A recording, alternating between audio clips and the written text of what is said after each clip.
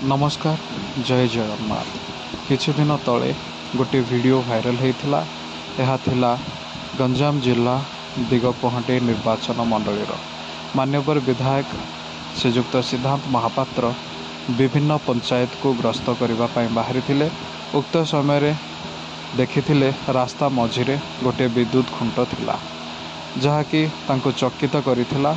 संगे संगे से विभाग सहित मान्यवर विधायक जोगाजोग करथिले, तुरंत समस्यार समाधान करबा पई कहिथिले।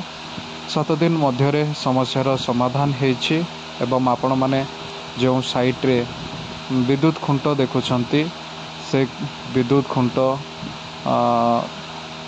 कम उच्चतार थिला, जहाँ फल कि विभिन्न बस किंबा ट्रक विद्युत आघात पाई थांते।